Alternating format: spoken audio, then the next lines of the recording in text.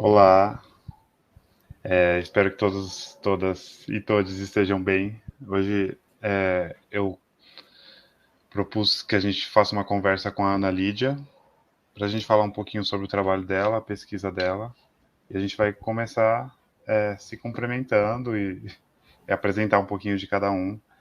Eu me chamo Vitor, eu estudo com o professor Aguinaldo como aluno especial de uma disciplina para o doutorado, e colaboro com o grupo do Matemática Queer. E uma das minhas tarefas é dar vida a esse podcast. E hoje eu queria conhecer um pouquinho da Ana Lídia. E antes de eu fazer de passar a bola para a Ana Lídia, eu só queria falar: eu sou uma pessoa de pele branca, eu tô com cabelo curto, um pouquinho cacheado, eu uso barba e bigode, eu acho que é uma coisa que marca no meu rosto. Eu tenho olho claro, ah, e eu tô usando uma camiseta comum, azul escuro. E eu acho que é isso. Ana Lídia, você pode se apresentar, falar um pouco quem você é e aí a gente começa o nosso bate-papo? Tá ótimo. Oi, gente, sejam bem-vindos, todas, todos e todes. Meu nome é Ana Lídia Durval. Primeiro, uma descrição: eu sou uma mulher parda, de cabelos claros, iluminados e cacheados. Eu estou usando um batom vermelho, maquiada, estou com uma blusa de alça, que às vezes não aparece, um brinco grande. E atrás tem um fundo preto com um mapa-mundi de mandala que eu fiz.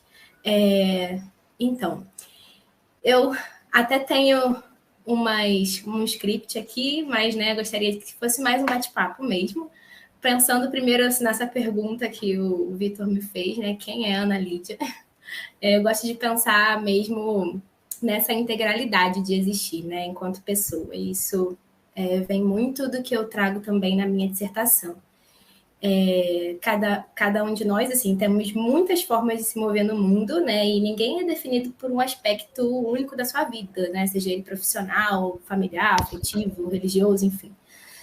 Mas em algum momento nos fizeram acreditar que a gente precisa se compartimentar de alguma forma, né? Compartimentar as nossas experiências e, consequentemente, todo o saber que vem com elas. E aí se subdividir para encaixar, né, em determinados arquétipos assim que são esperados para a gente, principalmente nesse âmbito acadêmico e profissional. Mas, na verdade, a gente é uma rede muito complexa, né? Um ser humano é uma rede muito complexa, tipo uma tessitura, né? De muitas coisas.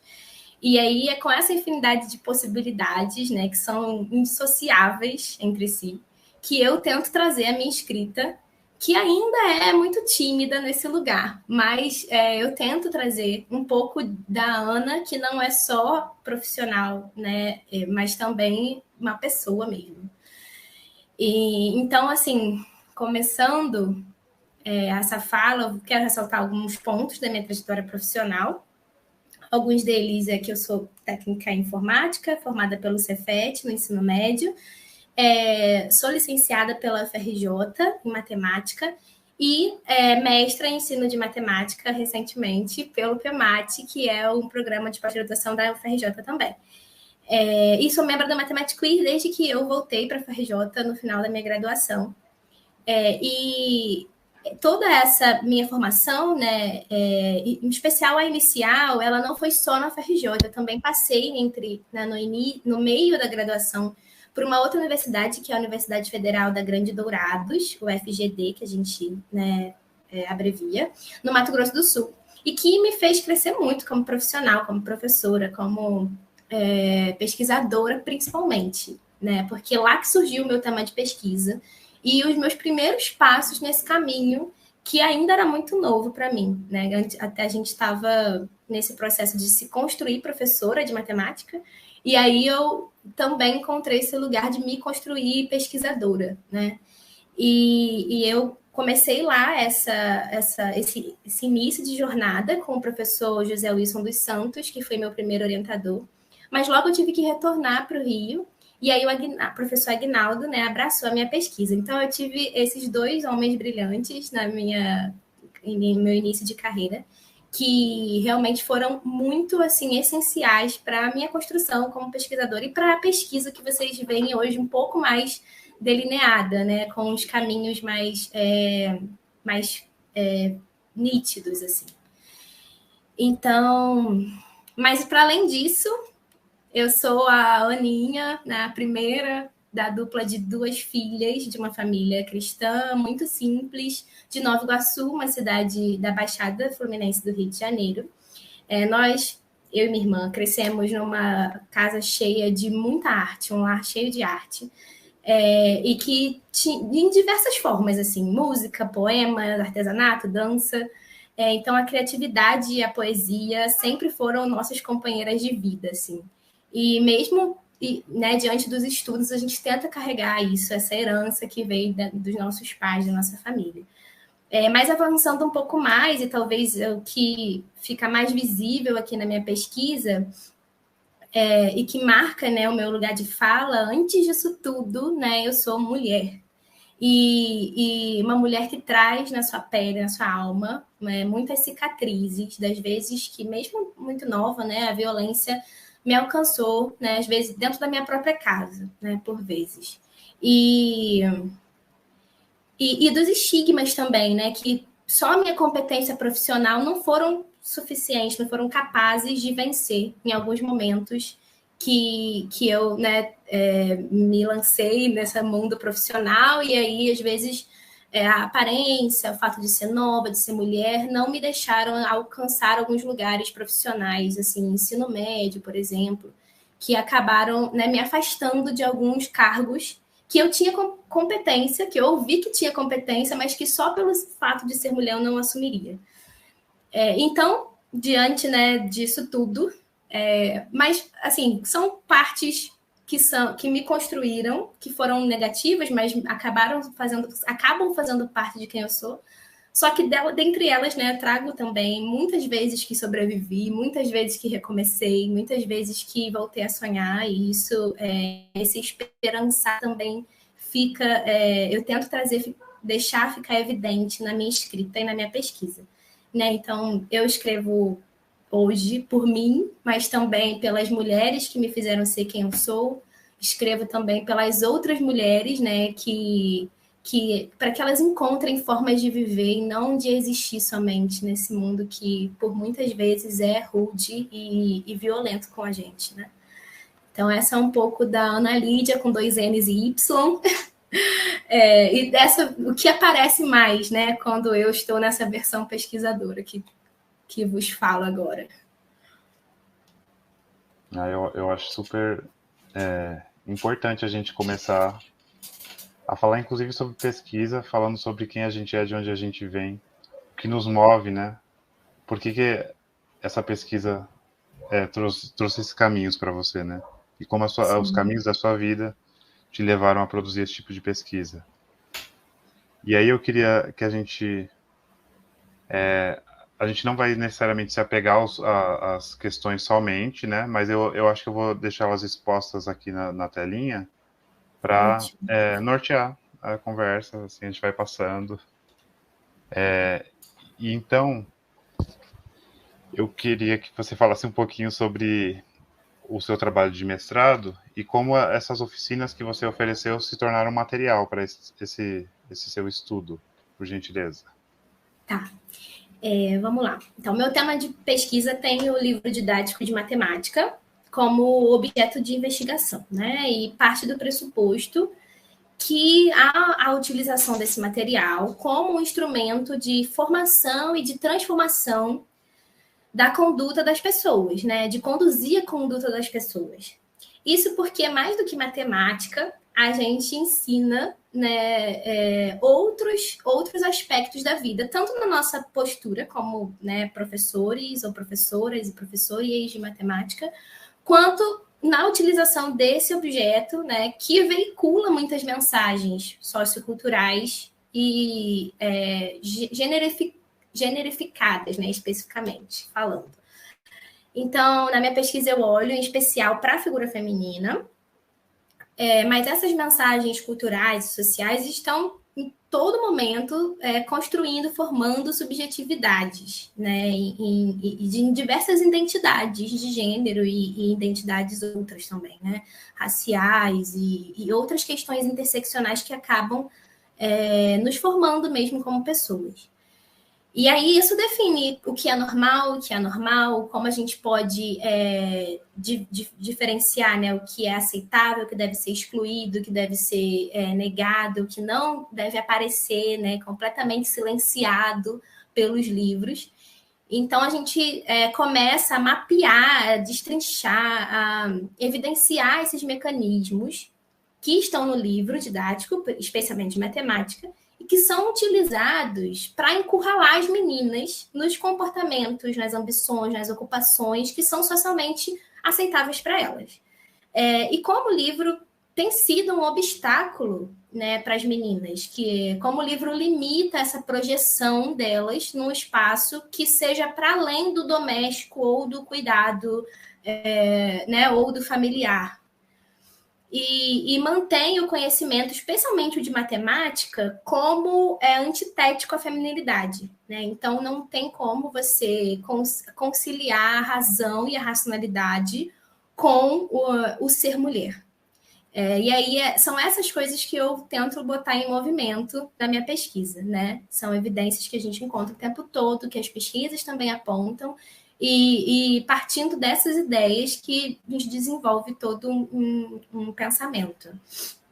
Mas agora falando sobre as oficinas e como elas se tornaram material para o estudo, as oficinas foram um jeito de botar em movimento tudo que eu já vinha estudando, né, ao longo do tempo. Como eu disse, comecei pesquisadora antes, né, de entrar no mestrado, quando ainda estava na graduação, mais ou menos no meio para o final. Foi um ritmo de estudo bem acelerado, assim, para entrar nesse universo dos estudos de gênero, especificamente porque eu uso o Michel Foucault como referencial, né, para compreender essas relações de poder que acontecem tanto nos discursos, né, que estão todo momento veiculados no livro, quanto nas produções também das pessoas, né, através desses discursos. E como também as próprias pessoas reproduzem ou produzem esses discursos. Então, é esse emaranhado assim, de relações que a gente consegue compreender com os estudos de Foucault.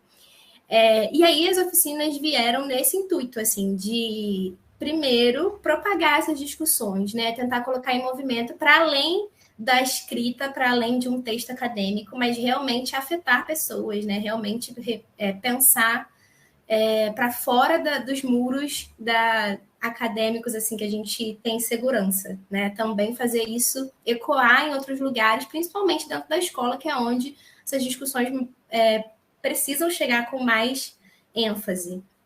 E por outro lado também, porque né, eu tinha a intenção de que as pessoas que participassem fossem também agentes muito ativos no que eu queria escrever. Né? Eu queria compreender como que as professoras, e aqui eu peço licença para na minha fala, por vezes eu vou generalizar no feminino, uma escolha política da minha pesquisa mesmo, mas, bom, considerem generalizações quando eu falo professoras, eu estou me referindo aos professores e aos professores também.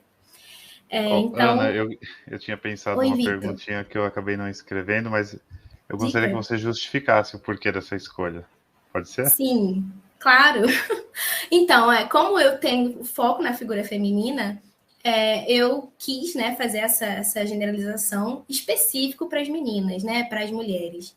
Porque eu, como eu disse, né, eu falo por mim, mas por elas, falo para elas, falo, né, eu tento colocar a mesma ênfase da minha escrita na figura feminina, não tentando descredibilizar ou invisibilizar, silenciar as outras identidades, né, mas como uma forma de resistência mesmo. A gente, né, vê a generalização normal no masculino e as outras formas de transgredir isso. Né? A minha forma foi colocar a mulher no centro, vamos dizer assim, né? Na evidência. Mas eu também não escrevo só no feminino. Então, na hora da minha escrita, eu coloco entre parênteses primeiro o gênero neutro e depois eu flexiono no masculino, né? Por fim.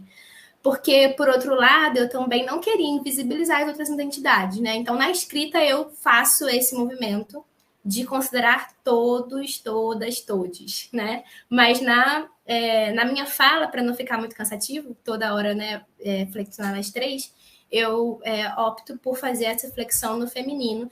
É um estranhamento, né, que eu acho potente, assim, daqueles incômodos que trazem alguma reflexão importante, né, mobilizam nossa cognição para outros lugares, para além do que a gente tem como natural. Foi bem? Respondido, Vitor? Sim, eu acho muito legal que você falou sobre essa ideia do estranhamento, que eu acho que é Sim, uma das razões da gente estar aqui, né? As exatamente. nossas ações são direcionadas nesse estranhamento. Inclusive, quando as pessoas usam, por exemplo, o todes e não falam a flexão em masculino e feminino, usa só esse gênero neutro, esse tipo de gênero neutro, né? É uma forma de estranhamento também, né? Com E eu acho que você certeza. está trazendo outra, e eu acho que esse é o nosso objetivo, né? Trazer as Sim, provocações possíveis e pensar juntos sobre elas. exatamente. Principalmente desses lugares, né, de que a fala sempre foi silenciada, né? Eu acho que é isso que é o mais importante, assim, quando a gente, né, coloca esses outros lugares em evidência, né? As mulheres têm também esse afastamento muito grande, então colocar no feminino é uma resistência. Principalmente porque até falo na minha escrita de um dos. Ai, já tô dando spoiler. Mas de um dos roteiros que trata de assuntos que, entre aspas, são considerados estritamente femininos, assim, como as princesas da Disney. Só que na sala de aula a gente vai ter várias identidades. Vamos ter as meninas, mas né, outras identificações de gênero. E o quanto isso é potente também, porque a gente recoloca essas identidades, né, sob outras perspectivas, que não essas masculinizantes que a gente está o tempo todo sendo obrigado a viver, né? Tudo é muito masculinizante, tudo é dos homens para os homens. E quando a gente coloca essas outras identidades em movimento, em evidência, isso já faz uma diferença muito grande, né? No jeito que a gente se move no mundo. Então, eu continuo agora sobre as oficinas. Você quer dar isso, fazer um comentário sobre assim, a estrutura da oficina? Ah, sim, tá. A estrutura das oficinas foi online, né? Então, nós tivemos 4 encontros de 3 horas aos sábados do mês de maio de 2022. Então, foram encontros muito potentes, assim, que nós tivemos pessoas de todo o Brasil. Foram 19 participantes, né? 19 pessoas participando. E dentre eles, assim, eu quis realmente dar um caráter de oficina. O que eu chamo de caráter de oficina? É algo que realmente a pessoa vai colocar a mão na massa, né? Que a pessoa vai tirar também suas próprias conclusões e produzir as coisas com uma autonomia, de uma forma mais ativa do que, em geral, a gente vê. Não era uma intenção de ser palestra, né? E foi muito especial porque as professoras, né, licenciandas que abraçaram essa ideia foram realmente assim muito ativas e trouxeram discussões muito relevantes para tudo que eu já tinha pensado e assim realmente fizeram tudo ficar muito melhor. Então o planejamento foi além quando realmente foi posto em movimento. Eu chamei de 3 módulos. O módulo representatividade foi o primeiro, depois veio o módulo insubordinação e depois o módulo resistências. Então, cada semana a gente dava início a um módulo e durante a semana as colaboradoras faziam alguma atividade. E aí eu vou falar um pouquinho sobre como foi esse movimento mais para frente, eu acho. Mas, assim, sempre eu tentei fazer, primeiro também da forma com que foi a minha experiência com livros didáticos e com essas questões de gênero, né? Eu fui instigada a olhar os livros com esse olhar pelo professor José Wilson dos Santos, que foi meu primeiro orientador.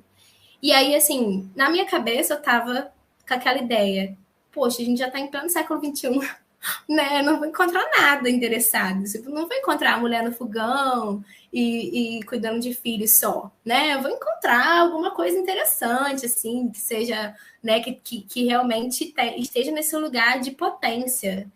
Mas, na verdade, não foi isso, assim. E cada vez que eu olhava, eu ficava mais assustada com um tanto de estereótipo, com um tanto de esse estereótipo de sujeição mesmo que estava sendo colocado ali.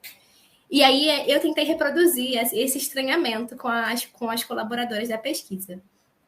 Tem na escrita da minha dissertação o cronograma, né? Assim, mais ou menos como foi o planejamento, os textos que eu usei, as atividades que elas deveriam fazer. E a quem quiser, né, olhar com mais cuidado, tá tudo disponível lá e assim também estou disponível para conversar sobre. Mas foi uma experiência muito interessante assim para elas e para colocar mesmo em movimento essas reflexões, porque não era a ideia só ouvir sobre, nem também só refletir, mas pegar tudo que a gente estava refletindo, que a gente estava discutindo juntas e transformar, né, e criar alguma coisa. E talvez tenha um pouco dessa minha veia mais artística, né, que eu falei no início, de como a criatividade, essas questões assim de pensar outros cenários me atravessam como pessoa e como pesquisadora também. E te potencializam, né? Sim. A criatividade. Verdade. Toda essa vivência artística. Eu acho que a gente não é Quando a nada gente sem isso no abraça, mundo. né, essas Sim. outras. Porque, assim, às vezes é aquilo que eu falei no início, a gente segmenta muito, a gente aprendeu que precisa compartimentar, né? E quando a gente abraça, a gente na integralidade mesmo de quem a gente coisas que talvez não fossem valorizadas, né, em alguns determinados ambientes, são o que realmente vai te fazer ser diferente ali, né? Vai ser o que vai potencializar mesmo a sua atuação naquele cenário. Eu achei muito bonito isso que você falou agora. Vou guardar isso para mim. Que bom.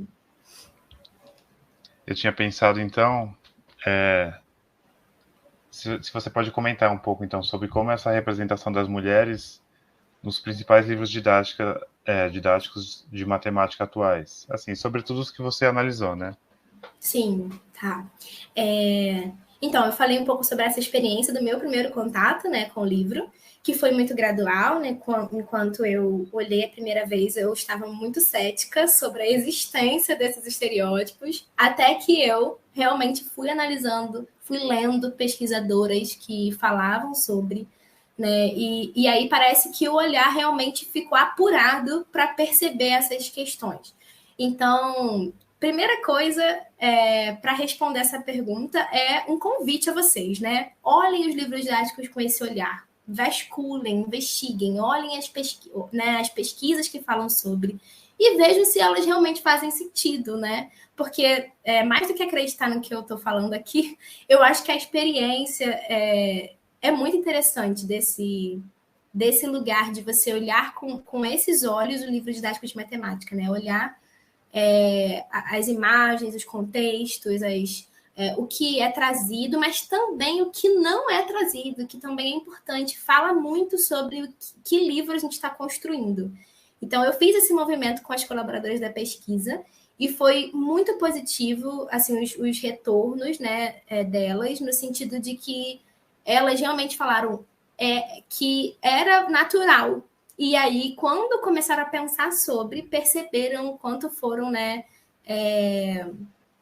instigadas a naturalizar isso, quanto a nossa vivência vai passando por cima dessas questões, mas elas estão lá, elas não deixam de nos construir como mulheres e como outras identidades de gênero, não deixam de afetar as nossas alunas, não deixam de perpetuar essas exclusões que a gente o tempo todo lida e luta contra, né, agora.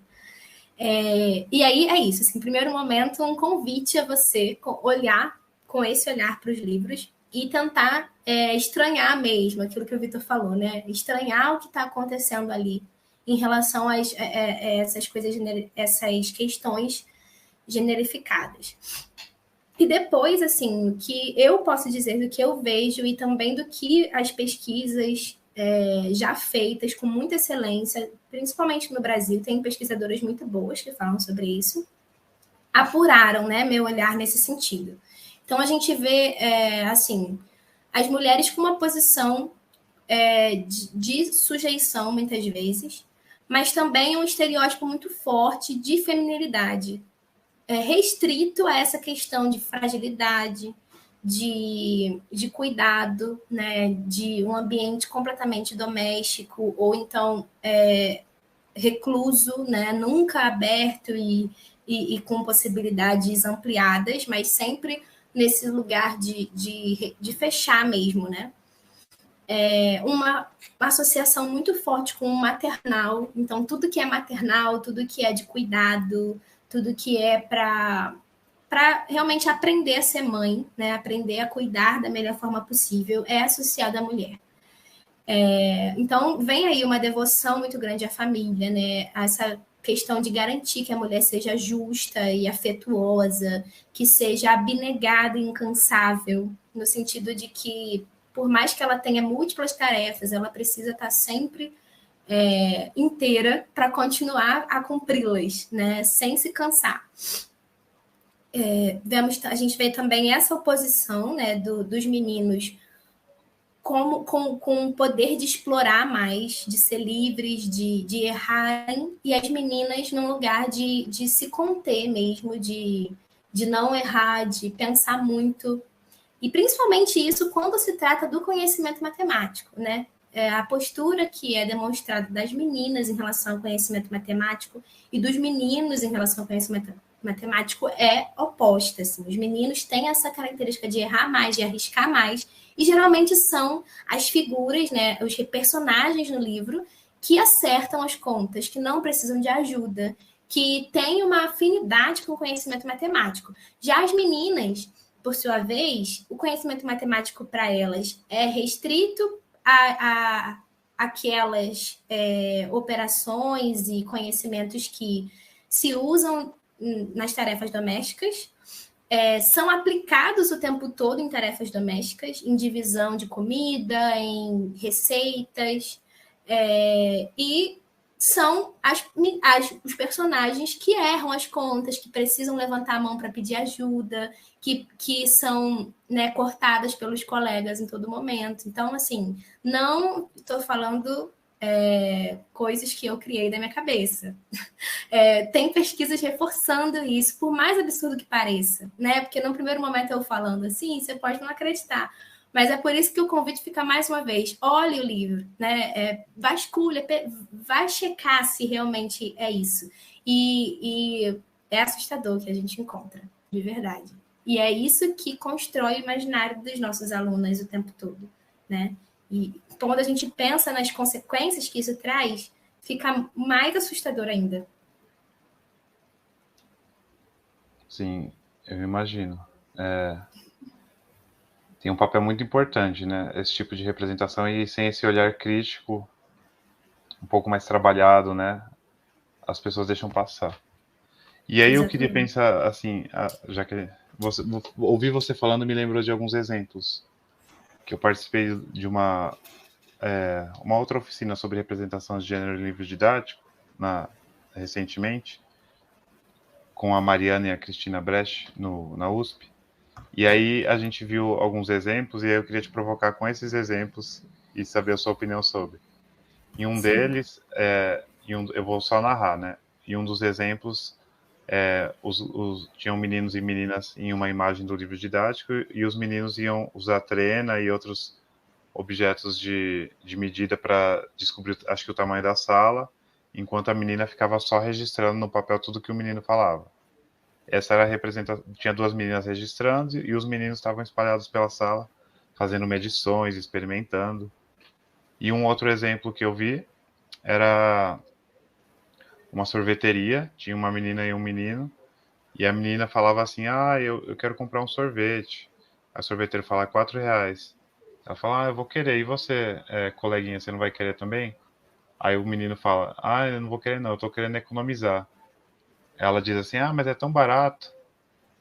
E aí na hora que ela abre a carteira, ela fala, putz, eu tô sem dinheiro. Daí o menino diz assim, tá vendo como você tinha acabado de gastar tudo em bala ou pirulito, e agora tá sem dinheiro, você devia economizar dinheiro igual eu. Então assim, ele faz toda uma... Bom, vou deixar você falar, né, mas essas são as situações que eu vi e eu queria ver com você o que você pensa sobre elas e se são nessa direção, né, que é dado o tom sobre o papel da mulher quando a gente discute experimentação matemática e exploração, Sim, né, e, sim, e essa ideia de educação financeira. certo. Sobre o primeiro exemplo, tem inclusive na minha escrita uma parte que a gente discute isso com as colaboradoras, e que uma delas, eu chamo de Ana, se indigna, né, fica muito indignada com exatamente esse tipo de representação da mulher, porque tem uma parte de medir, mesmo exemplo de medida, só que dessa vez a menina tá medindo entre um vaso de planta e outro, sabe? Ela usa o pé, assim, o pé como medida para medir entre um vaso de planta e outro. Já o menino é representado medindo uma árvore entre uma árvore e outra, sabe? Em passos largos. Então, assim, o quanto que os meninos realmente têm essa representação de explorar, né? De um ambiente mais livre, de ir para o mundo mesmo, né? O ambiente externo é dado a eles. E para as meninas, essa questão da domesticação, né? O tempo todo as meninas são demonstradas num ambiente mais restrito, menor, ou eu esqueci o nome, quando você não é protagonista. É coadjuvante, né? Coadjuvante, exatamente. Ou de coadjuvância, porque os meninos estão, né, explorando e olhando lá os resultados, e a menina está somente anotando, né? Ela não está nesse movimento também de ser de um aprendizado ativo, né? De uma aprendizagem ativa. E isso é recorrente, Vitor, não estava só naquele exemplo, né? A gente encontra muitos exemplos com o mesmo tipo de característica, e para você ver, eu trouxe outro com exatamente o mesmo contexto de medidas.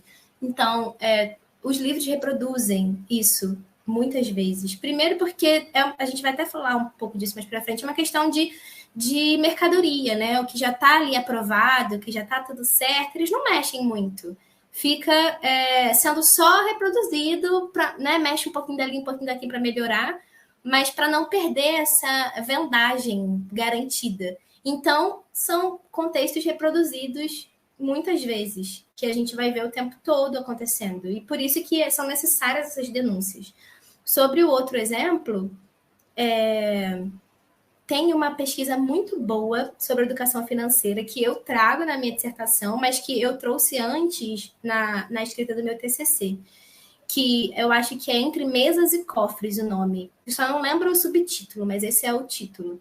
É uma dissertação de mestrado, né, que a autora discute como que a educação financeira ela tem caráter diferente, né, cria meninos e meninas de forma diferente em relação ao dinheiro. E, em geral, a menina é ensinada mesmo a poupar, né, a juntar, a ter essa necessidade de administrar muito bem o dinheiro, por essa ligação entre dinheiro e por essa ligação doméstica mesmo, né? A mulher está ali administrando as coisas internas do lar, né? E ela precisa poupar porque, em geral, não tem uma renda alta, porque não pode, né, sair para trabalhar, enfim, por N motivos que a gente é ensinada a poupar dinheiro. Enquanto aos meninos, as compras grandes, com números altos, compras de casa, compras de carro, o tempo todo são deles, né? Eu trouxe nas oficinas exemplos, e por mais que às vezes tivessem um casal, na foto, né, quando escrevia assim sobre a compra da casa, era o seu, sei lá, João comprou a casa portanto. Mas ali na foto estava o casal comprando uma casa. Só que quem, na hora, né, de receber o nome da ação é o homem.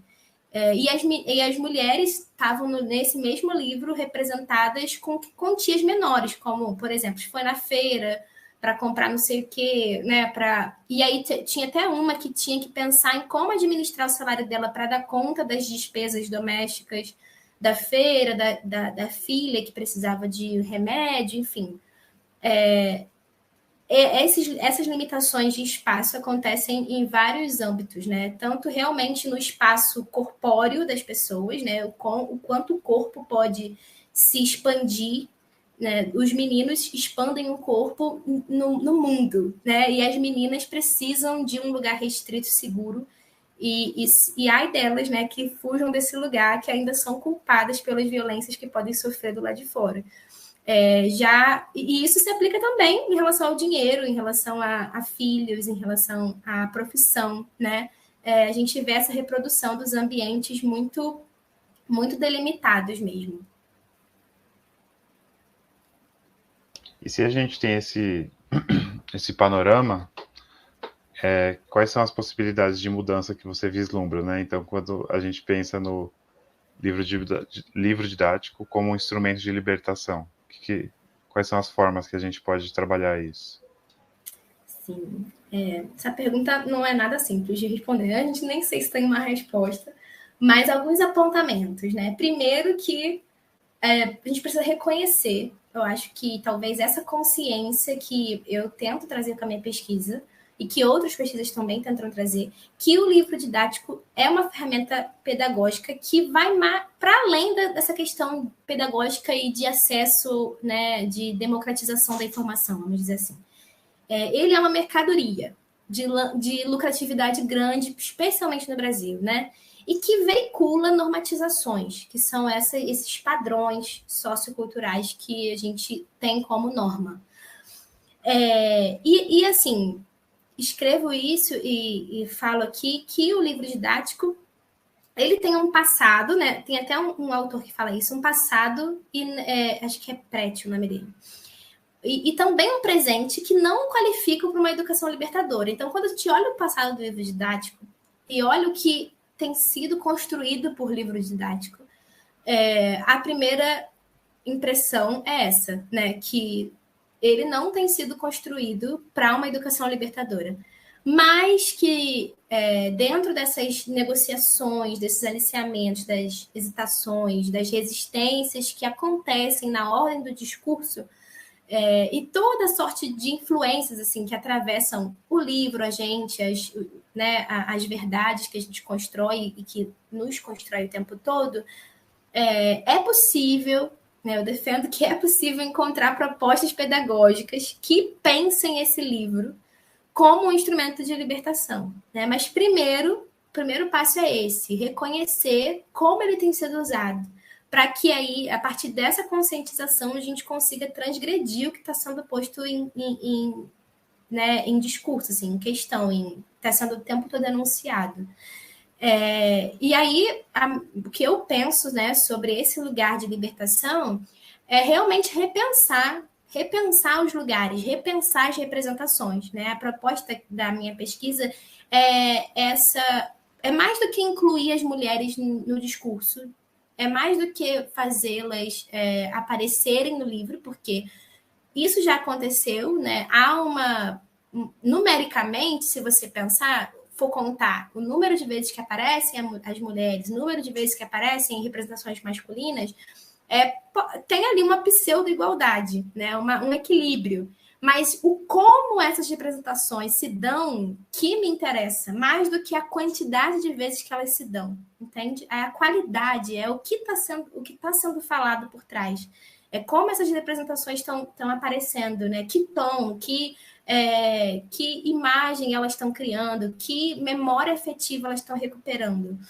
Então, o que eu, né, tento trazer com a pesquisa é abrir novas possibilidades, novos espaços, né? Trazer perguntas, fazer isso ser desnaturalizado nas nossas ideias como professoras. Olhar para outras interpretações que são inimagináveis na ótica humana, na ótica masculina, né, que a gente tem como padrão.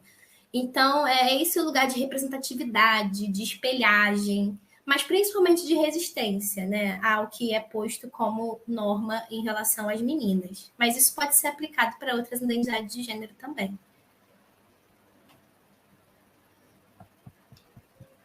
Entendi, obrigado. Bastante potência, né, que a gente pode imaginar. E eu gostei que você falou que o primeiro passo é a gente reconhecer como essas relações são representadas, né? Sim. Eu vou seguir, então. Eu queria perguntar também. Então, acho que você citou algumas, né? Mas o que as principais pesquisas sobre a representação de gênero em livros didáticos nos revelam a respeito dos atuais avanços nessa questão? Então, já que a gente reconheceu o problema, né? A gente tá trazendo essa discussão e a gente consegue perceber no horizonte alguns avanços? Sim, eu acho que o principal avanço que eu posso destacar aqui são as denúncias, né? As denúncias, para mim, são os avanços que a gente tem tido no momento.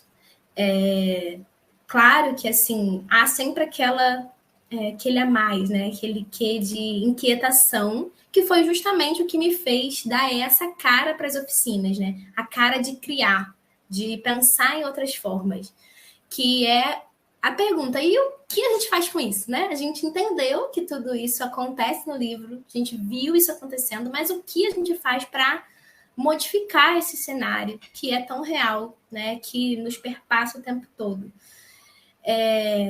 Bom, não quero ser muito negativa, mas o relatório, né? Tem um relatório da Unesco que pensa esses resultados e a autora destaca que o ritmo, né, de melhoria do viés de gênero nos livros didáticos são mais lentos, é mais lento, né? O ritmo é mais lento do que em outros aspectos da prática profissional docente. Então, quando a gente pensa nessas discussões de gênero, na prática mesmo, em outros objetos da aprendizagem, o livro didático fica um pouco para trás, né? A gente vê avanços mais lentos. E não só no Brasil, essa pesquisa é de cunho internacional, assim. Mas isso não significa, né, que não seja possível, né? Eu acho que o que fica para a gente é repensar os caminhos mesmo, né? Nos colocar nesse lugar de movimento. E aí eu trago uma fala da Louro, que eu acho muito importante, que ela escreve assim: tão mais importante do que escutar o que é dito sobre os sujeitos, parece ser perceber o não dito. Na verdade, ela está querendo dizer, né, para a gente pensar nessas falas que são omitidas. E aí ela continua: os sujeitos que não são, seja porque não podem ser associados aos atributos desejados, ou porque não podem existir, por não poderem nem sequer serem nomeados. Então, eu acho que isso é muito importante para a gente pensar em avanços, né? Não olhar só para o que está, então, mas também para o que não está. Então, resumindo até aqui, falei sobre as denúncias, que para mim são os maiores avanços. Reconhecer que o livro é um objeto com dificuldade mesmo, com um avanço mais lento, e esses silenciamentos, né, essas coisas que são omitidas o tempo todo, que a gente precisa também olhar para elas, não só para o que é dito, mas também para o que não é dito. E aí reconhecer esses avanços que são falsos, né? Quando a gente, isso também é importante. Por exemplo, o fato de que dessa pseudo-igualdade que eu expliquei há pouco tempo sobre a representação numérica entre homens e mulheres ser muito próxima, mas a qualidade dessas representações realmente trazerem significados muito distintos. Isso é um indício de uma pseudo-igualdade, né? A gente pensa que avançou quando olha, não é um avanço tão significativo assim. Né? Outra coisa que aparece muito nos livros didáticos do ensino médio, que aparece uma neutralidade de gênero ali uma coisa muito maquiada, por exemplo, eles omitem quem é o sujeito que fez a ação, né? Fica sendo uma pessoa comprou uma coisa, uma pessoa faria não sei o quê. Então, isso, num primeiro momento, a gente pode interpretar como algo positivo. Pelo menos não está, né, o que a gente pensa. Pelo menos não está estereotipando ninguém. Mas será que isso realmente é um avanço? Então, acho que, assim, enquanto a gente não consegue responder quais são os avanços reais, pelo menos não se enganar, né? Pelo menos reconhecer esses avanços que são falsos é necessário e urgente, né? Reconhecer as denúncias, reconhecer o que tem acontecido e o que não deve acontecer, e o que realmente fica num lugar de avanço e não é. É confuso, mas é porque não são respostas, a gente não tem respostas prontas ainda nas pesquisas, né? A gente está em movimento e quem sabe um dia essas perguntas terão respostas mais assertivas, ou se a gente só vai ter outras perguntas. Nossa. Então, eu acho que eu estou aprendendo também, conversando com você, e eu queria, então, falar a minha interpretação do que você acabou de nos trazer, né? Então, sobre essas denúncias, eu acho que é uma coisa, como você falou, né? É o principal avanço que a gente consegue reconhecer como real avanço, né? Perceber que esses problemas existem e começar a lidar com eles. Buscar estratégias, né? E aí, eu acho que você trouxe um ponto que pode não ser nem um avanço, mas também pode ser um ponto negativo, né? Que é você ter 50% de representação feminina, aproximadamente, mas essa representação é qual representação? Ela vai trazer mais problemas, né? Muitas das vezes. Ela vai piorar a situação das meninas na educação matemática, né? Então é um ponto que pode, inclusive, ser negativo. Pode ser feito um mau uso desses 50%. Exatamente. E aí eu achei muito... Eu tô me sentindo provocado, né? Com essa ideia de omitir o gênero do sujeito, o sujeito de forma geral, nem como um avanço, nem como... Assim, não tô estereotipando, mas também não tô avançando, então é um espaço perigoso também, né? Pode ser perigoso. Sim. Eu achei legal pensar nessas Foi três óticas. interessante perceber, porque na oficina teve uma parte, né, como já disse, que as colaboradoras olharam o livro didático, cada uma na sua casa, e trouxeram, né, o que perceberam e tal. E aí elas trouxeram isso como um avanço, né? Assim, uma coisa positiva. Olha que legal, o livro didático do ensino médio não está estereotipando ninguém, está colocando uma pessoa. Mas aí, na própria discussão, eu não estava ainda discutindo sobre isso, a gente estava conversando sobre o PNLD e alguns critérios gerais que precisam. E aí, quando elas olharam o critério do PNLD, elas mesmo perceberam antes, assim, eu nem tinha comentado sobre isso, né? Elas mesmo perceberam, falando, caramba, Ana, a gente achou que isso era positivo, mas olhando agora porque é feito, assim, para garantir que a gente mantenha esses estereótipos no livro, a gente percebe que não, que a gente estava enganada, assim, no sentido de que num primeiro momento parece muito positivo, mas quando você pensa nas consequências dessa neutralidade e que coloca todo mundo sobre um manto de igualdade, né, que está usando a linguagem ali para ocultar as pessoas, que o imaginário nosso, quando a gente generaliza, é um imaginário masculino, né? A gente recorre a esse imaginário masculino quando usa generalização. Então, quando você pensa numa pessoa, você não vai pensar primeiro numa mulher, enfim, negra, lésbica, não vai pensar nessa pessoa, nessa representação. A gente vai pensar no homem branco, cis, europeu, né, que é bem sucedido, enfim, esse padrão da sociedade de sujeito que o tempo todo a gente é colocado em comparação, né, a ele. Então, isso, aí que está o perigo, né, da neutralidade de gênero, que não é uma neutralidade neutra, ela é enviesada ainda.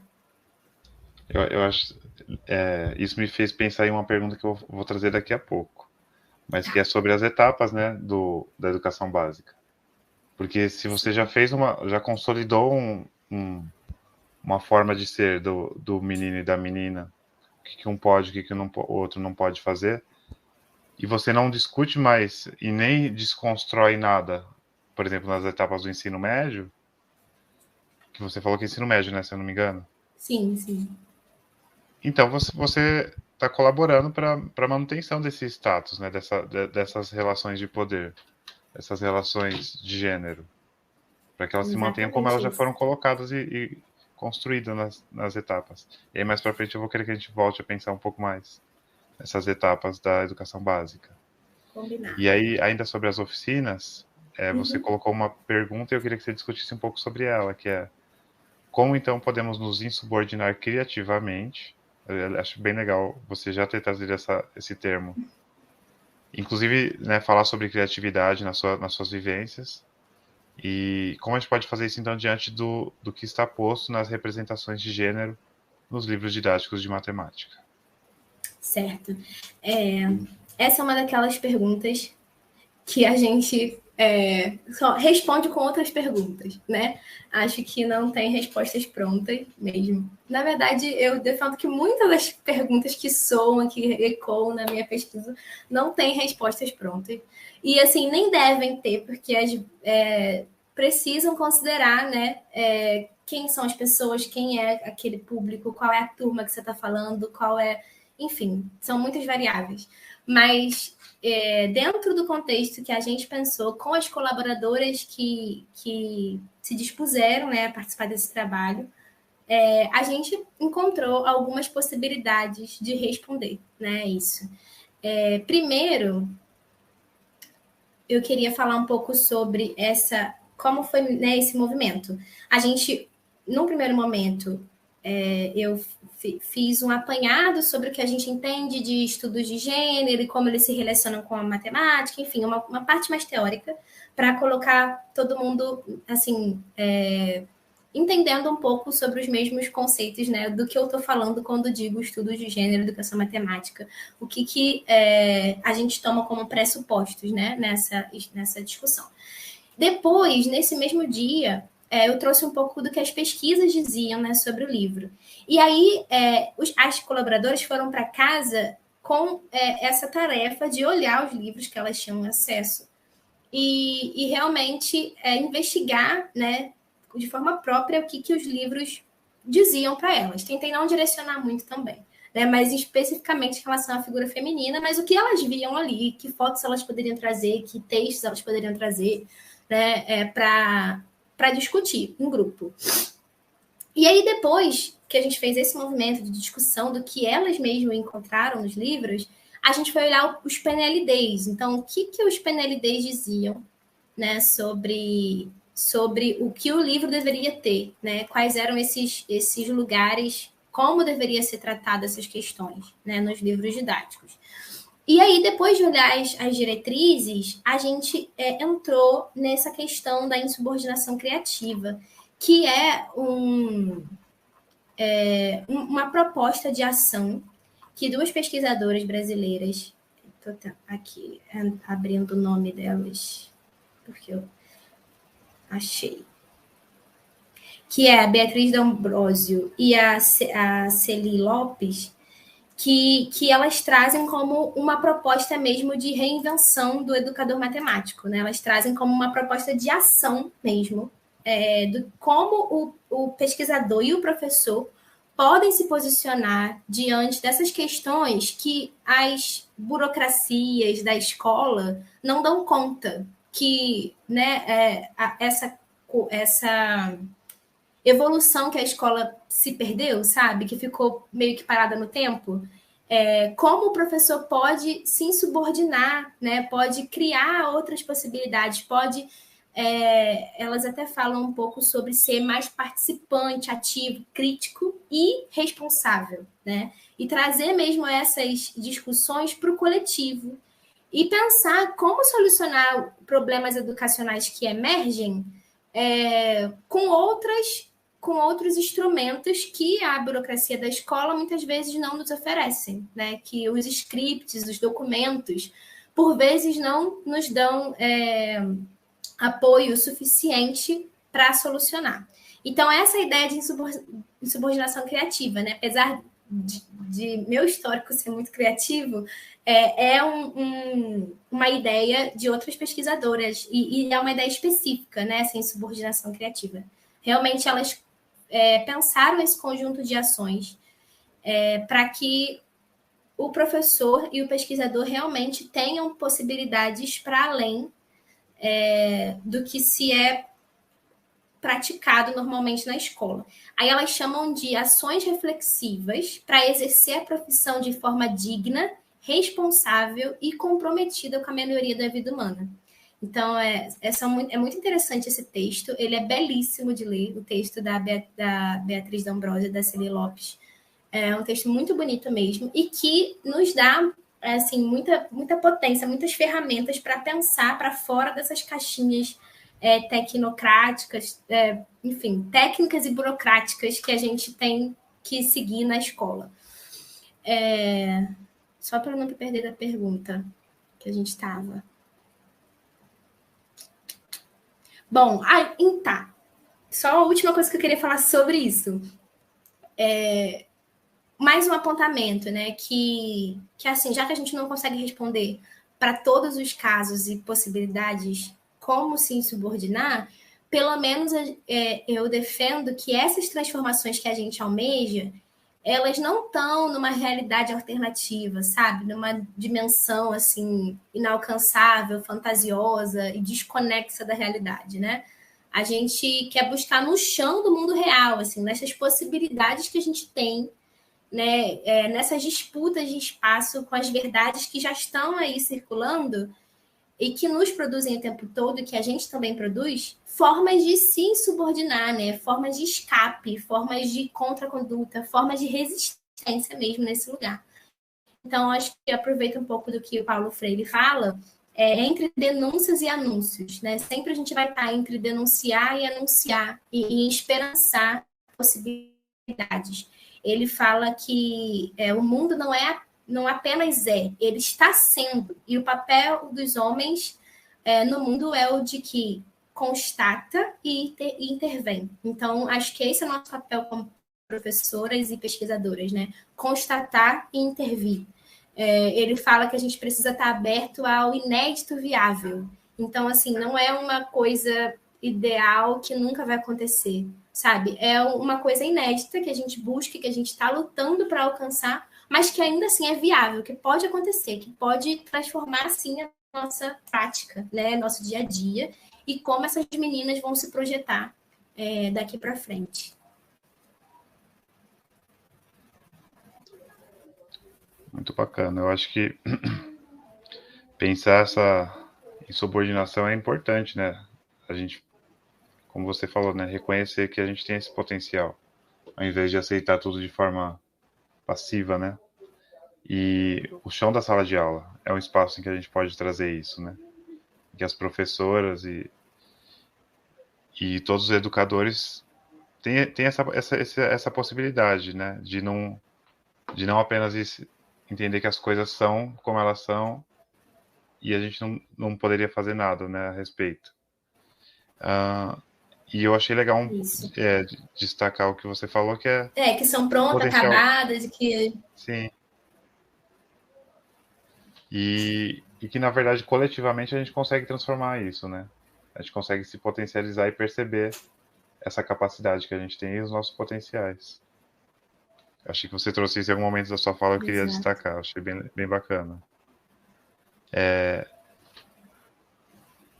Então, assim, vamos falar então sobre a subjetividade dessas meninas, né? E de que forma, então, que os livros didáticos afetam essa construção de subjetividade delas, sobretudo em relação à matemática, né? Eu queria que você refletisse um pouco com a gente sobre isso. Ótimo. É que até uma pergunta, né? Assim, como que isso tudo que eu falei, como a matemática está nisso tudo que eu falei, né? Qual é o papel dela específico, assim? E aí a gente vê, tipo, talvez essas construções que eu indico por aqui aconteçam também em outros livros de outras disciplinas. Mas a matemática, como você, né, tenta me instigar para destacar, tem um papel que é só dela nisso. E qual é esse papel, né? Primeiro, perceber essa ideia da matemática como uma disciplina, uma ciência endeusada, né? Que dita as verdades do mundo e que é exata e que não deve ser questionada. Então, primeiro momento é isso, assim, e a gente perceber na nossa prática, na nossa construção imagética e mental, assim, que a matemática é um organismo vivo, né? Que ela está impregnada de condição humana, que ela está subordinada às necessidades do homem, foi construída a partir das necessidades do homem. Então, pensar nessas matemáticas com letra minúscula e no plural, né? Matemáticas que estão o tempo todo sendo produzidas pela gente, né? E são produzidas na escola também. E aí, quando a gente repensa esse lugar da matemática, a gente observa o quanto nossa prática e o livro também, né, tem esse lugar de uma reprodução perversa da educação matemática, vamos dizer assim, né? Uma reprodução para ser de forma passiva e alienada, né? Pois a gente cria alunos que o tempo todo buscam soluções inteiras, bonitas e sem muita reflexão, né? Mais uma questão técnica, assim. Então, o quanto isso já cria um imaginário, né, da disciplina, e quanto o livro e todas essas questões se aproveitam desse imaginário, dessa episteme que foi criada em relação à matemática, para se mover, né, para ditar verdades ali. Então, se a gente não pode questionar, se não é uma ciência, tipo uma aula que a gente pensa questões sociais, os discursos que estão aí veiculados no livro, eles não são discutidos, eles são absorvidos simplesmente pelos alunos, né? Eles passam desapercebidos pela nossa aula, eles estão o tempo todo falando e a gente não contrapõe, a gente não discute, a gente não intervém, né? Só deixa eles falarem, porque o nosso objetivo é o quê? Falar matemática, porque a gente precisa criar alunos que sejam, que consigam pensar logicamente para cumprir esses interesses neoliberais, econômicos e tecnológicos, que é o que se espera da disciplina de matemática na escola. Então, esses indícios assim, de como a matemática se comporta podem fazer a gente refletir muito sobre, né, essas brechas que ela encontra na nossa prática também. O quanto a nossa prática também é responsável por deixar, né, essas falas que estão no livro ecoarem muito. Então, e também o quanto a gente pode se posicionar contra, né, e intervir de verdade. Então, por isso que eu defendo que a prática do professor, quando ele tem a consciência do que está sendo dito ali, é importante, né, e faz diferença, porque ela já corre sozinha, sem a gente mexer. Quando a gente se propõe a discutir, aí sim a gente muda, né, o lugar que muda esse espaço que está sendo falado. Mas um outro ponto em especial essa questão da racionalidade que foi construída culturalmente como se fosse oposto de ser feminino, né? Então, assim, tem algumas pesquisadoras, a Sarah Rottinger, principalmente, mas também tem a Valkerdini, né, que fala que a menina, ela tem que fazer uma escolha entre ser feminina e ser boa em matemática, como se fosse uma escolha assim, exclusiva, sabe? Não tem como conciliar. Ou você é feminina, ou você é racional. Né? Ou você tem os atributos de ser meiga, ou você é racional.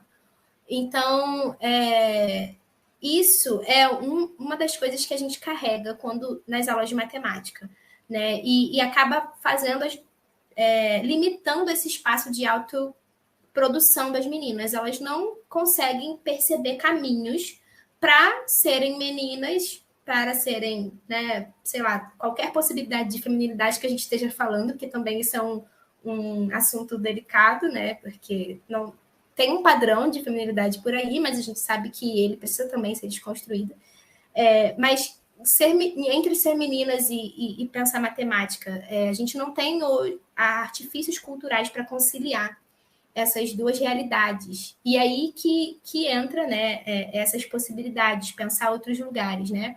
Aí que se faz necessário que a gente ofereça mesmo memórias afetivas, pedagógicas, culturais, estímulos suficientes para que essas meninas se reconheçam podendo produzir matemática sim, né? Ou em qualquer lugar que elas queiram estar, mas especialmente nesse sentido de matemática que a gente fala, né? Dessa perversidade toda que ela foi construída, toda essa crueldade, né? E posição assim de soberania, a gente ao mesmo tempo desconstrói esse lugar, né, da matemática e também desconstrói essa oposição entre racionalidade e feminilidade. São dois pontos importantes e que precisam andar juntos.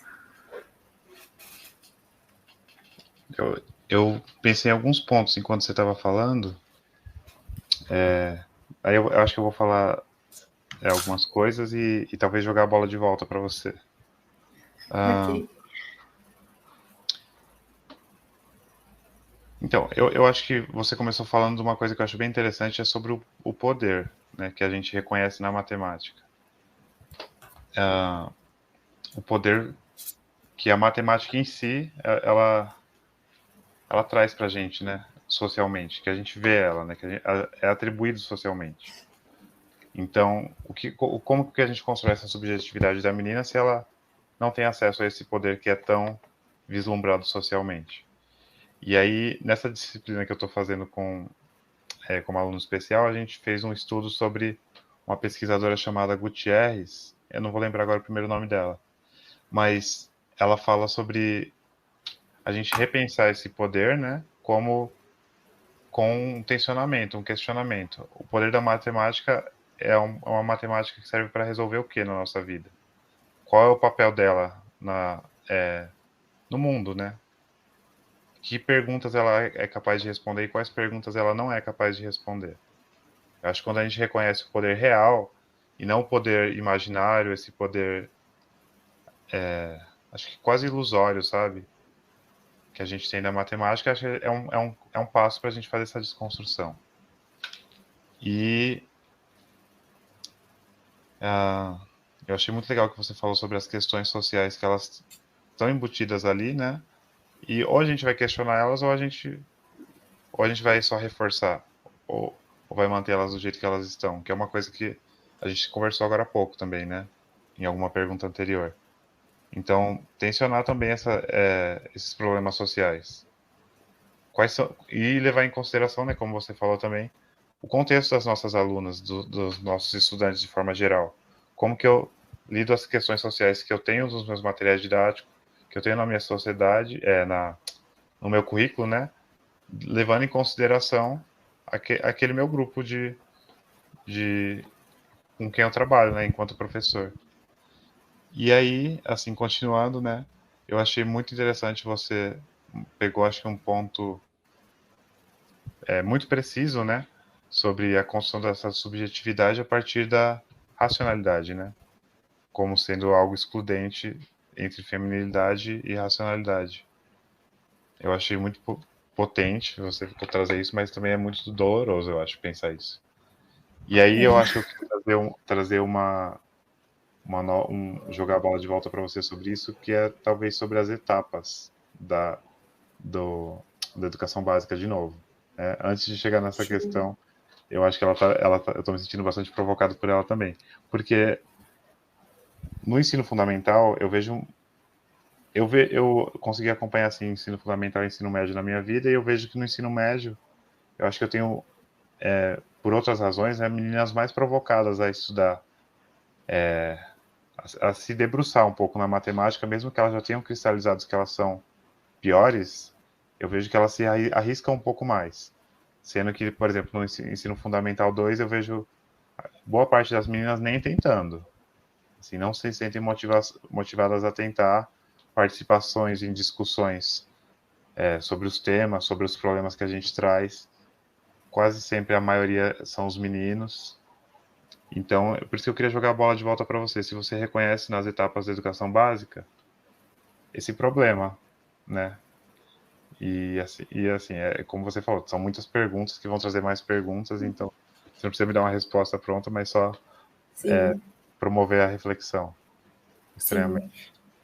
sim. Essa questão até trago no meu texto, porque foi uma fala de uma das colaboradoras. Né? Ela estava falando que percebe, assim, intuitivamente, ela não sabia explicar, mas um problema muito sério nas fases iniciais, né? Nas etapas iniciais, nos anos iniciais da educação básica.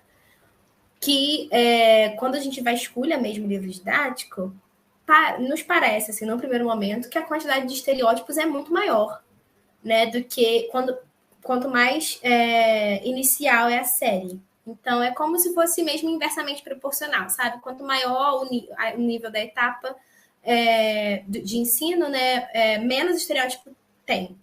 E o inverso também é verdade.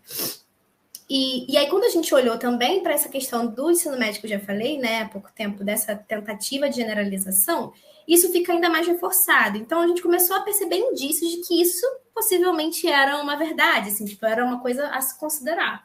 Né? E aí, olhando para as pesquisas, de fato, a maioria das pesquisas relevantes que eu trago, né, relevantes para essa pesquisa, no caso, não digo que as outras não são, mas as pesquisas que eu trago como pano de fundo, assim, como, né, referência, também tem a educação, o ensino, né, básico nesses anos iniciais como referência. Assim. Então, muitas delas recorrem à educação infantil, aos anos iniciais, como livros né, de onde tiram os dados. E aí a gente começou a buscar alguns motivos para isso. Talvez porque nas primeiras etapas, né, você tem mais necessidade de ter recursos imagéticos, assim, e recursos que são mesmo mais, assim, mais visíveis e que são mais fáceis do pesquisador e talvez também da criança e do professor, enfim, olhar e entender o que está acontecendo, né? Porque às vezes texto tem um pouco dessa dificuldade, a gente tem um reconhecimento mais imediato com as imagens. Talvez isso seja um dos motivos porque tem mais pesquisas nessa área. Mas olhando um pouquinho mais profundo, e aí eu até parafrasio a Louro, que fala assim: nos permitamos pensar, né, a respeito do que é feito para garantir que as crianças tenham, né, obtenham o gênero correto. Então, se a gente for pensar que isso não é só coincidência, ou só porque é o livro didático dos anos iniciais tem mais recursos de imagem, que acaba que é talvez mais fácil de identificação, se a gente pular essas ideias assim mais imediatas e pensar mais profundamente mesmo que pode estar acontecendo naquele discurso, né? Por que isso por que a gente tem essa impressão? E aí eu trago uma defesa que é minha, né? Que eu defendo que há uma necessidade que as crianças aprendam, né, a diferenciar os comportamentos, esses ambientes, essas coisas desde cedo, né? Isso as pesquisas reforçam, as pesquisas já falam. E aí o livro didático, por sua vez, ele começa, né, a garantir essas alegorias e fixar essas visões de mundo, modelar as condutas que são desejáveis né, e realmente oferecer informações implícitas ou não, mas geralmente mais implícitas quanto mais a fase mais nova, assim, mais inicial, que signifiquem as coisas, né? E definam mesmo quem são os sujeitos normais, os comportamentos normais, né? Os lugares que cada um deve se colocar. E aí, assim, esses corpos vão ser escolarizados, disciplinados, né, vão ter em constante vigilância e em constante exclusão ou possibilidade de exclusão. Então, aqui a gente tem, nessas etapas iniciais, corpos que estão a todo momento sendo, né, construídos, estão ali sendo direcionados mesmo para um comportamento específico. Depois que isso acontece, e a gente aprende, né, a gente aprende a se comportar no mundo como no padrão.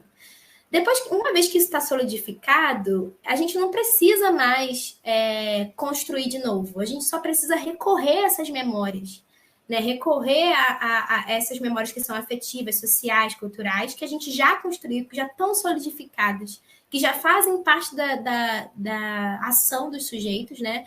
que já fazem parte deles, que já se comportam dessa forma.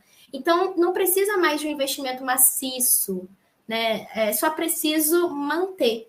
E essa manutenção é bem feita, com pouco ela é bem feita. Por isso que quando a gente olha para o livro didático do ensino médio e lá só tem uma pessoa fez, não faz mal, né? Eu não estou ensinando gênero, mas eu estou recorrendo a uma memória que esse aluno já tem, que é a memória do homem branco, cis, hétero, europeu e bem-sucedido, rico, né? Essa memória do sujeito padrão da sociedade que a gente está recorrendo. Quando a gente pensa em comprar. Agora, se eu falasse, uma pessoa cozinhou não sei o quê, quem você ia pensar primeiro? Uma pessoa cuidou do filho, não sei o quê. Quem você ia pensar primeiro, né? Então, você já está recorrendo às imagens que já estão criadas. Por isso que eu defendo, assim, diante de todas as pesquisas que eu li, de todos os, né, o referencial teórico que eu trago, que há sim essa intencionalidade nas etapas, né? Que há uma construção, primeiro de massificação e depois de manutenção. Se a gente poderia resumir assim.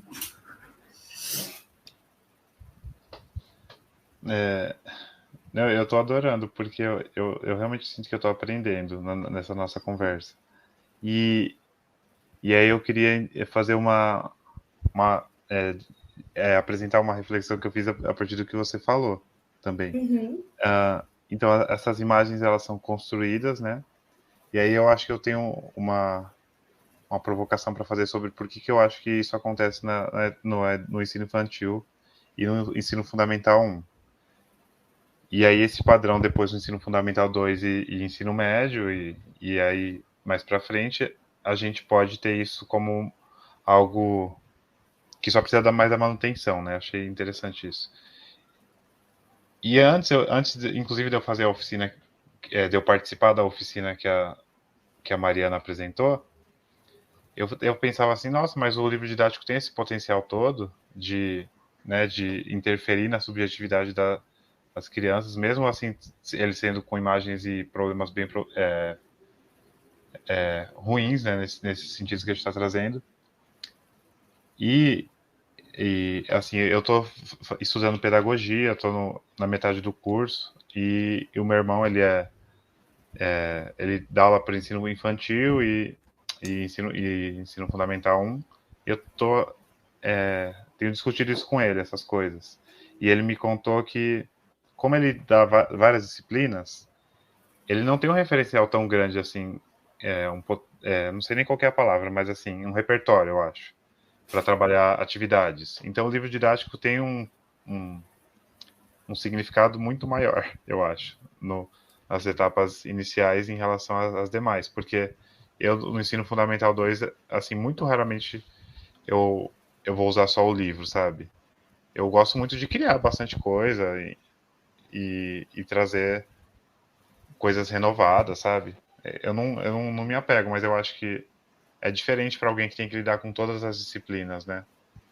E, outra coisa é quando a gente está na educação infantil e no ensino fundamental 1, as crianças são muito apegadas às imagens, né? Então, uma imagem que você tem no livro, ela tem que ser mostrada, tem que ser reproduzida, tem que ser discutida, aí você encena aquela imagem, sabe?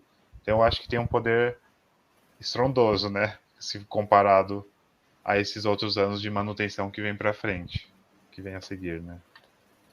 Exato. Nossa, mas foi sensacional o que você falou sobre a experiência do, tipo, o papel do livro para o professor, né, e também para o aluno na educação infantil e como é diferente, né, quando o professor é especialista, né, vamos dizer assim.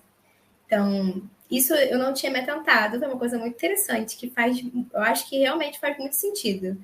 Porque aí você, além de todos esses aspectos do livro já ter um caráter diferente, de ter que corresponder a ter estímulos, né, assim, psicodidáticos, não sei como é que se chamaria isso, diferentes, porque o aluno está numa fase mais visual, né, que necessita mais de estímulos para além do que é escrito ou falado.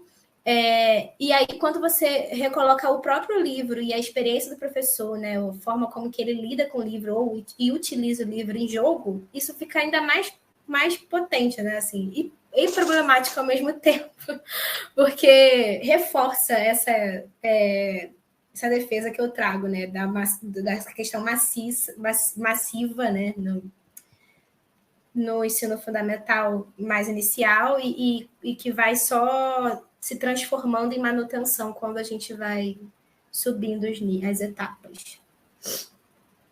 Sim, e eu acho que, assim, só para concluir, eu acho que a impressão que eu tenho é que eles realmente usam o livro assim, as páginas de forma catedrática.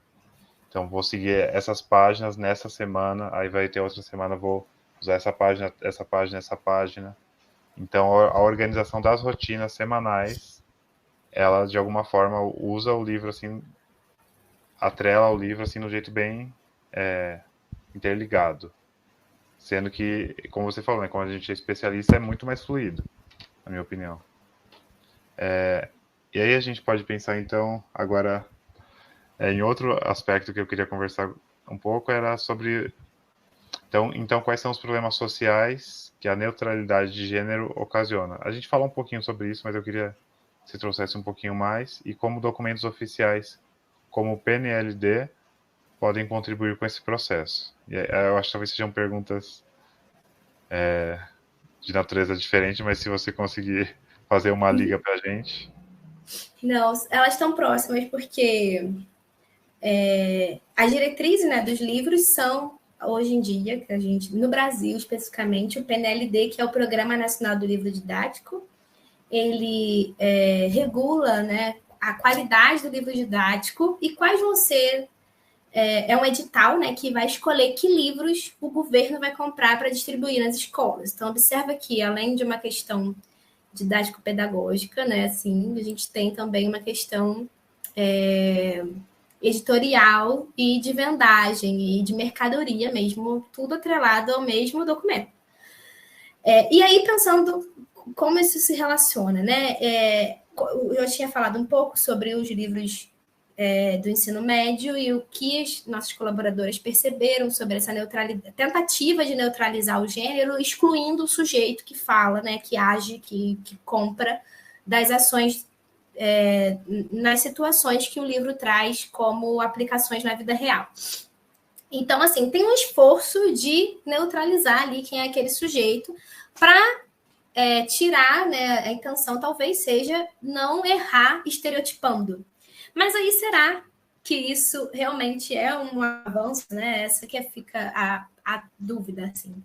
E aí a primeira coisa que eu levanto é o seguinte, tudo bem, a pessoa fez, uma pessoa comprou, mas então todas as pessoas são iguais, né? A gente está lidando com o mesmo tipo de pessoa sempre, uma pessoa, essa pessoa é um padrão, é mesmo um genérico, sabe? A gente está generalizando quando fala pessoa, e não está errado falar pessoas, né? Às vezes a gente usa isso para poder se referir a muitas possibilidades de existir. Mas quando a gente traz isso no livro e oculta mesmo o sujeito, tem aí uma ação que a gente precisa analisar criticamente, né? Ter criticidade para lidar com as propostas que estão surgindo.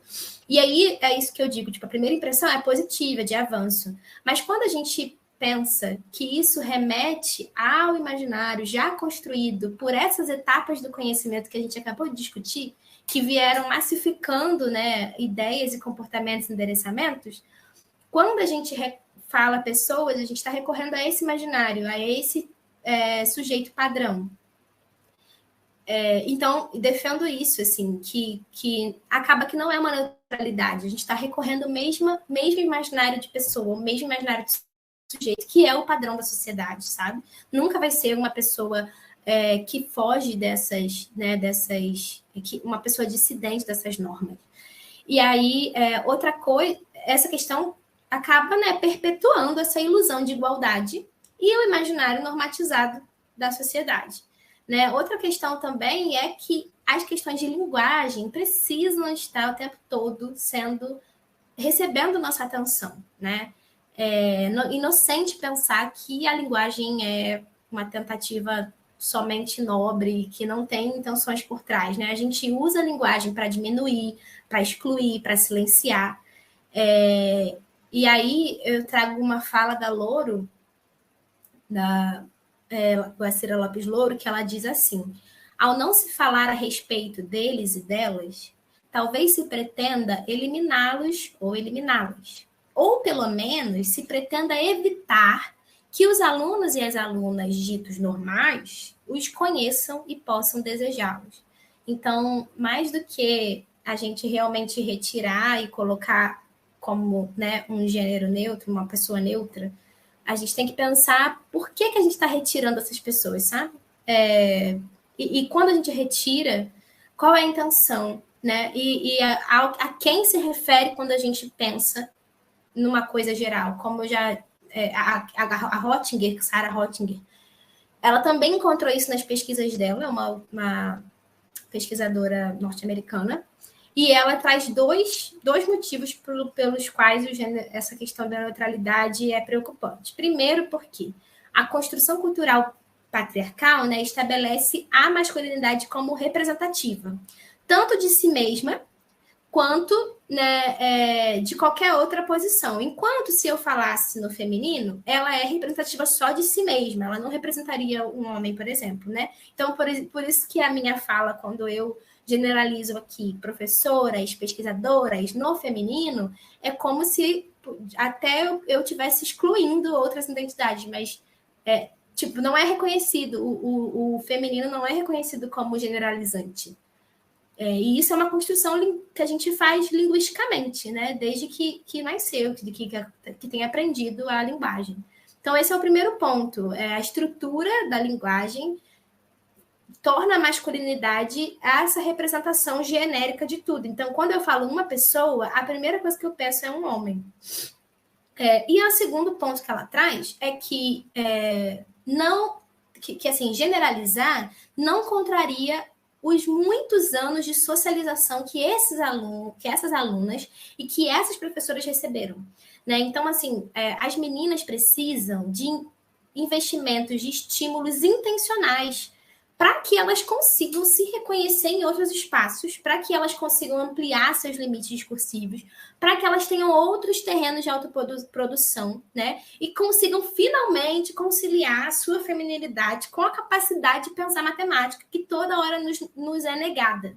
Então, se a gente não estimula, não traz esses estímulos constantes, isso só vai perpetuar os anos de socialização, né, que a menina ficou excluída dessa questão de fazer matemática, de aparecer no livro de matemática, de comprar coisas, né, de investir dinheiro. Então, são esses dois pontos que a Hotchkiss defende, que eu trago, que realmente reforçam o perigo, né? Não estou falando que é uma coisa assim para a gente excluir completamente, mas pensar nos perigos que isso traz, que às vezes são, como o próprio Vitor falou, né? Às vezes a gente acha que está avançando com os 50%, 50% que ele falou sobre a representação, mas às vezes a gente está dando um tiro maior no próprio pé, assim, né? Fazendo ficar pior ainda. Então é só para a gente ter essas consciências, né? Os perigos e entender que cada passo dado precisa ser muito bem calculado, né? Para que não piore a realidade que já não é favorável para as meninas na matemática.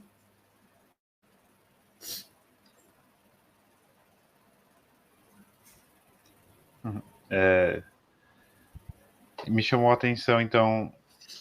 Eu acho que esse ponto em si me chamou muito a atenção. Acho que essa ideia dos problemas da neutralidade de gênero.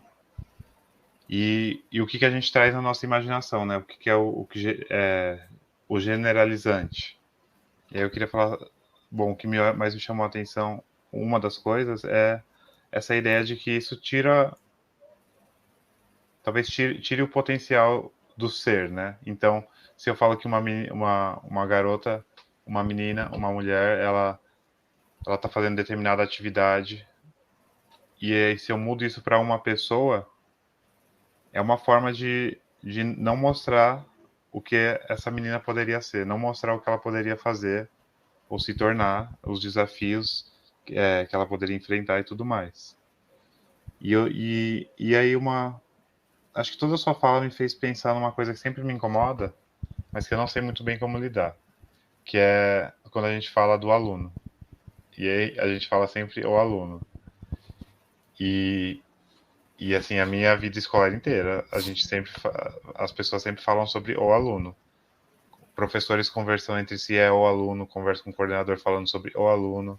É um problema com o aluno, é a atividade para o aluno. Nas reuniões de pais, falo dos alunos. Quando eu estou falando com a turma, mesmo só eu e a turma, não necessariamente eu, né, mas os professores em geral, falam o aluno, e aí é os professores. Mas acho que o aluno me incomoda mais. Porque, porque isso vem um menino na minha mente quando eu falo o aluno.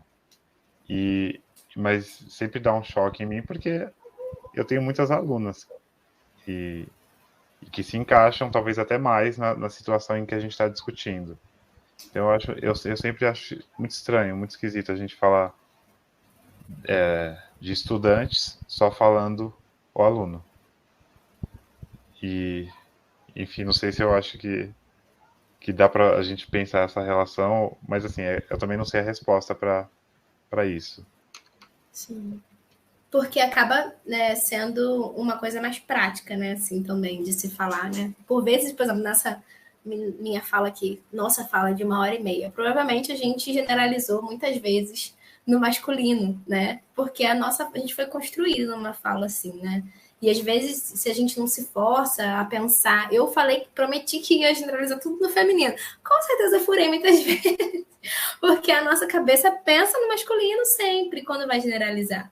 Então, acho que assim, de fato, eu gostaria de ter uma postura diferente em relação a isso, mas também acho que só de pensar, só de né, da gente se propor a já discutir, colocar isso em movimento, mesmo que a gente não acerte sempre, já é um ganho muito grande, né, para a educação, para onde a gente está se movendo profissionalmente. Isso já é muito potente, assim. E claro que a gente vai continuar em movimento para crescer como profissional, né, para visibilizar esses outros lugares, mas é uma questão mesmo de se olhar o tempo todo, né? A gente está em constante aprendizagem, constante mudança e reconstrução de si mesmos, enquanto professoras, enquanto profissionais, pesquisadoras, enfim.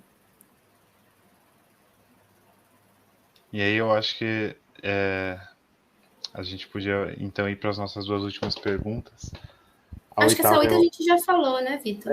isso quer dizer, essa oitava a A gente gente adiantou. já falamos sobre ela em dois momentos, mas se você, eu vou deixar aberto se você quiser fazer mais algum comentário sobre essas Uhum. etapas da educação escolar, algo que talvez a gente não tenha mencionado e talvez usar esse aspecto do estereótipo de gênero. Sim. Eu não sei se você quer ficar. Não, eu acho que eu falei bastante e você ainda me provocou bastante, assim, mais, né? Colocando outros elementos que podem ser justificativas e podem potencializar, assim, negativamente também. Essa evidência, né, que a gente percebeu, assim. Então, para mim, foi muito completo. Eu também acho. E então, e aí assim, para a gente concluir então, agora que você defendeu a sua dissertação, você fez essas, você está nessa sua etapa da sua trajetória, fez as oficinas, fez uma reflexão, teorizou isso, né? E agora, se eu perguntar para você, né, se você tivesse que oferecer de novo essas oficinas, o que você mudaria? Bom, acho que a gente sempre tem que melhorar, né? Na vida, enfim, como pessoa, com tudo que a gente faz, né?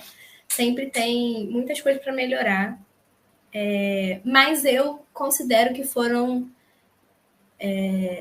coisas que eu pensei, assim, que a gente construiu, eu, Agnaldo, né, como um time, vamos dizer assim, que deram muito certo, sabe? Que tiveram resultados muito positivos, tanto para minha pesquisa em si, quanto para o que eu recebi de feedback das colaboradoras, né? O quanto isso afetou mesmo a prática delas, porque acho que isso para mim era o que mais importava, né? Mais do que ter dados para discutir, escrevendo e realmente, né, mais do que pensar nessa questão do meu título, era mesmo produzir esses espaços com pessoas que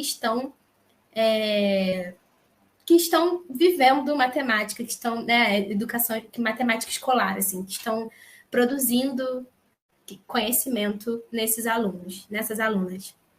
Então, para essas oficinas foram pensadas especificamente para as colaboradoras que se inscreveram e que participaram comigo desse processo. Quando vocês, né, se alguém tiver interesse de olhar lá o planejamento, foi pensado para elas, assim, a gente fez questionários para saber o que elas entendiam, o que elas buscavam das oficinas, o que elas esperavam, quais eram as vivências delas. Então, Antes de começar, você quer dizer, né? Isso, antes de começar. Eu já tinha uma noção do que eu gostaria de falar, até propus no início, assim, alguns tópicos que a gente comentaria para ter interesse, né, de se inscrever. Mas fiz um questionário, eu e a Aguinaldo fizemos um questionário muito grande, complexo, para entender mesmo o que elas esperavam, né? E o que eu podia oferecer dentro da minha visão de mundo, dentro de quem eu sou, dentro do que eu já tinha estudado. E parece que casou muito bem, assim. Eu construía um módulo a cada encontro que a gente fazia. Então, eu tinha uma visão, assim, geral do que eu queria fazer, mas realmente eu só construía, né? Batia o martelo, assim, no módulo, quando eu passava de um encontro para o outro. Porque para mim sempre foi muito importante esse contato mesmo com as pessoas reais. Eu estou trabalhando com pessoas reais, não são com máquinas, né, com ideias. Estou trabalhando com gente, com mulheres, com pessoas que têm vivências, que viveram coisas boas e ruins, que sabe, que têm marcas, que têm tristezas, que têm alegrias. E isso eu tento trazer também na minha escrita. Tem inclusive uma sessão que eu me dedico a olhar essas falas, né, das mulheres, assim, e o quanto essas falas são diversas. Percorreram violência, percorreram machismo, percorreram filhos, percorreram questões que estão para além da matemática e de como a matemática atravessa a nossa vida. E que também são importantes para a gente entender quem é que está falando com a gente, né? Quem são essas mulheres que estão ali participando. E aí, é isso, assim, essas oficinas foram construídas pensando nessas pessoas reais, né? E com elas como parâmetro sempre. Então, por isso, talvez eu não tenha muitas alterações para essa turma que eu lidei. Mas, com toda certeza, possivelmente, se eu desse, né, ela de novo para um outro grupo, seria completamente diferente, talvez, né? A gente iria buscar caminhos que realmente têm a ver com esse grupo de pessoas que estão comigo no momento. Eu repliquei já essas oficinas num formato menor na UERJ, em algumas turmas de pedagogia, mas assim, como se fosse uma palestra, mas ainda assim quis dar um caráter mais investigativo, levei algumas imagens para eles discutirem. E já foi uma outra oficina completamente diferente, né? Mas que discutiu os mesmos tipos de pensamento que a gente fala aqui. Eu acho que é isso, assim, a mensagem e a mobilização, ela é uníssona, né? Nesse sentido de que a gente não vai ter resposta para tudo.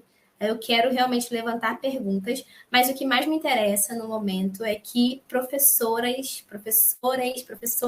pensem sobre isso, sabe? Olhem com criticidade para o livro didático, incluam na sua prática essa criticidade de olhar uma figura e assim, discutir com a turma, né?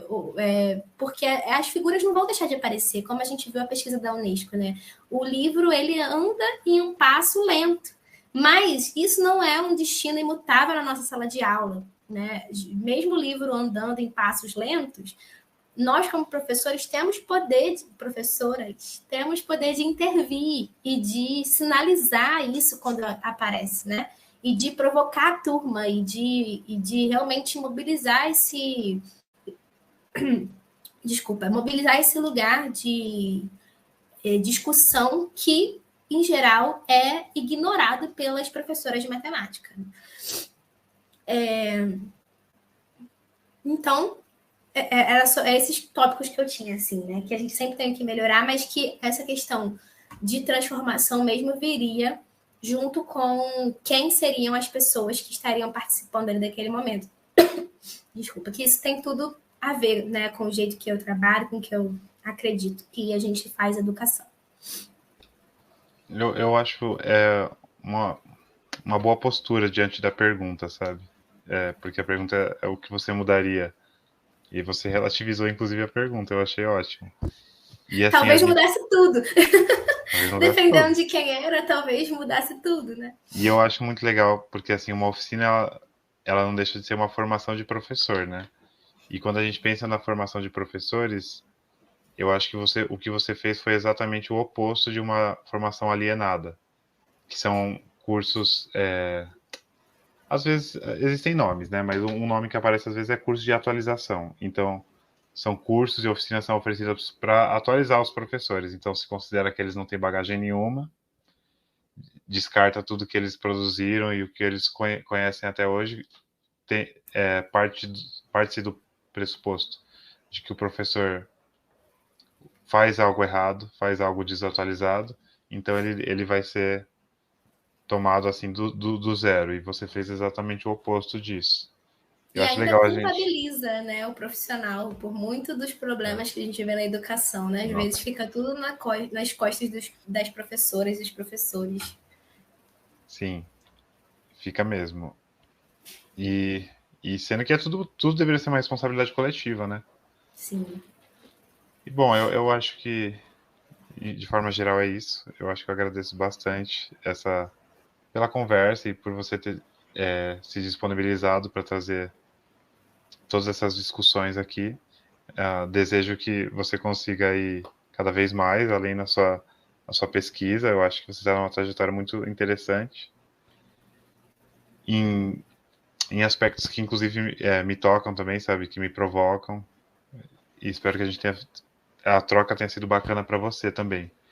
E demais, eu Sim, acho que eu com só queria certeza. reforçar o que você falou, que as pessoas, os professores, professoras e professoras, se sintam essas provocações, que se movam, né? Que sejam criativamente insubordinadas para poder lutar com todos esses contextos, né? Sim. Vitor, muito obrigada pela disposição também, pelas perguntas que, assim, realmente, né, eu tinha até te adiantado que foram muito estimulantes, assim, para mim, me colocaram para pensar de outra perspectiva da minha própria escrita, da minha própria pesquisa, e eu acho isso muito importante, a gente está sempre se reinventando, né, nas próprias ideias nossas. É uma delícia conversar com gente que, né, pensa junto com a gente também. É sempre muito. As coisas que você falou foram muito pertinentes para mim, e com certeza eu vou ficar refletindo, elas vão ecoar.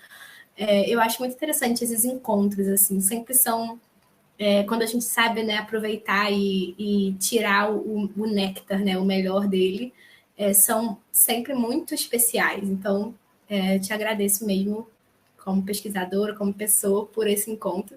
E fica aí todas as provocações, né, para quem está nos ouvindo.